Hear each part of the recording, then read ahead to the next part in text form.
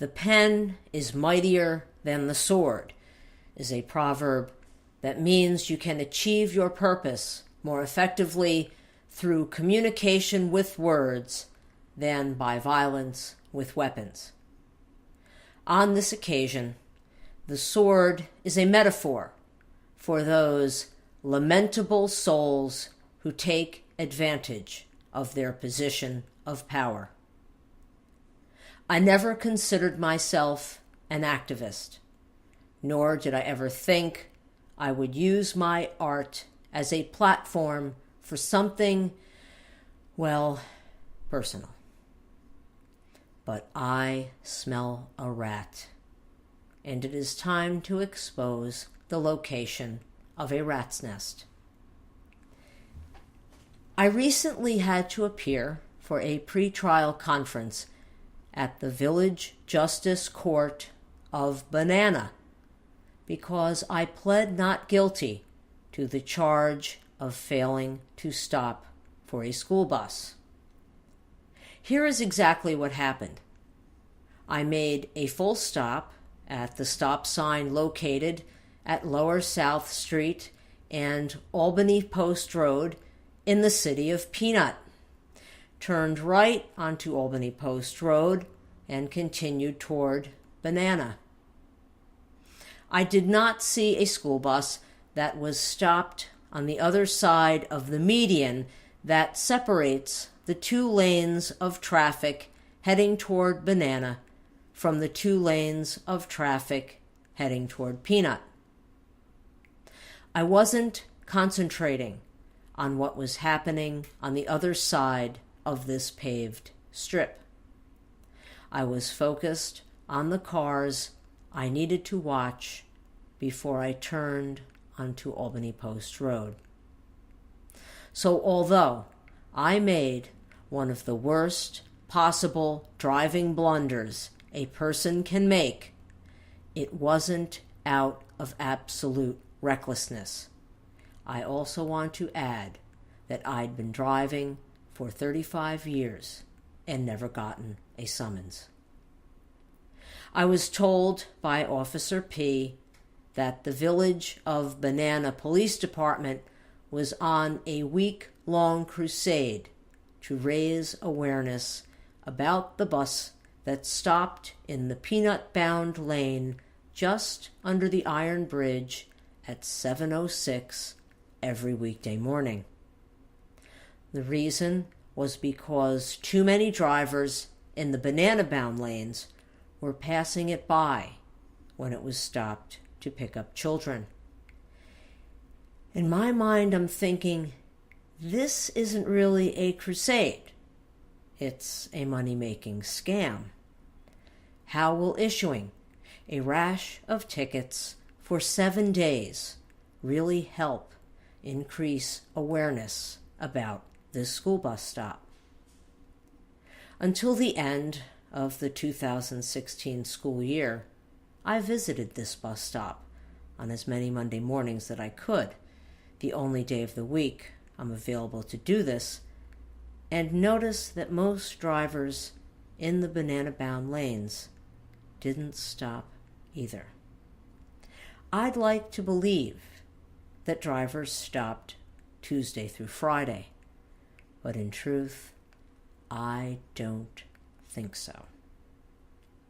The notice I received about my pretrial conference stated that this meeting was my only opportunity to see the prosecutor and discuss my case, and that I may be able to negotiate a plea to a lesser charge and dispose of it altogether. I was one of many who filed into the municipal building and rode the elevator to the 3rd floor. Before the doors opened, I could hear an imposing voice shouting for everyone to place their personal items in a box and to get their cell phones out of the building because they aren't allowed in the courtroom. The source of this voice was Officer B, a small man with his Aryan blonde hair sheared into a perfectly schemed crew cut.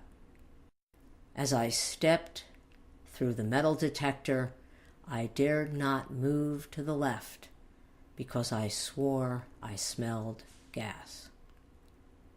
I sat in the first line of other perpetrators and waited for the people of the state of New York to call my name. I maintained my characteristic optimism, even though the people were represented by Officer B. I did not get an opportunity to discuss anything. I had no intention of trying to get out of paying a fine. I just wanted him to know that I was sorry about what I did and why I didn't see the school bus. But the 2 times I tried to say anything, he interrupted me, and this no communication zone created a barrier that 15 kilotons of TNT couldn't penetrate.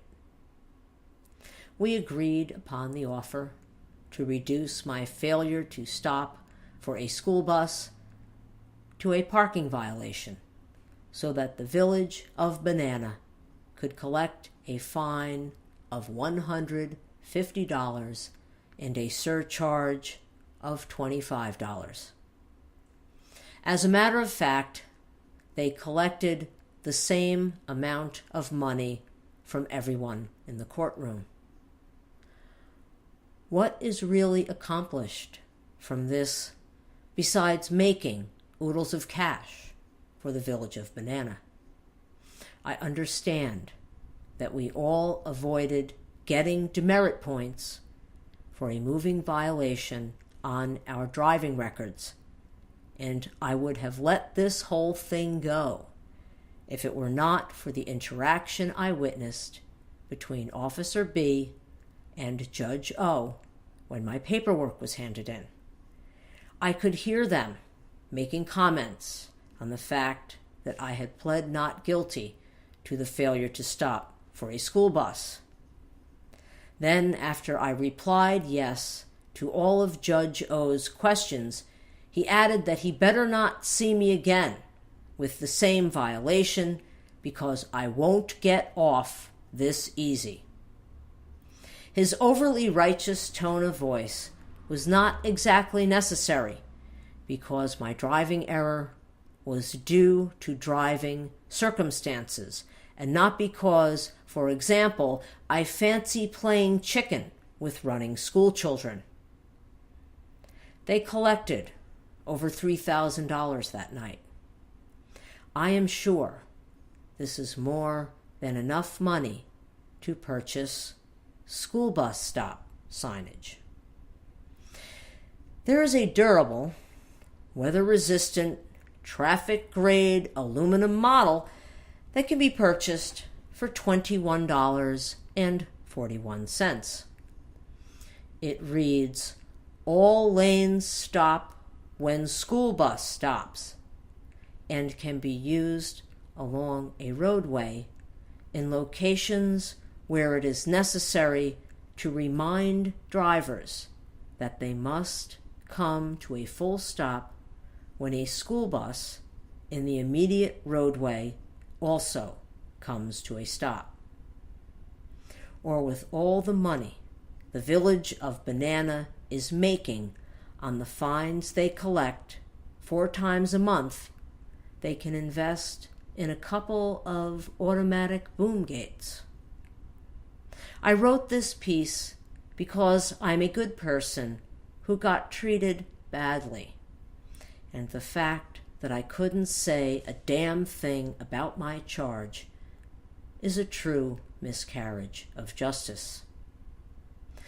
Sometimes the routine of repeating a system of operations can be mistaken for an act of avoiding extra work, or is such an occurrence really a misconception after all?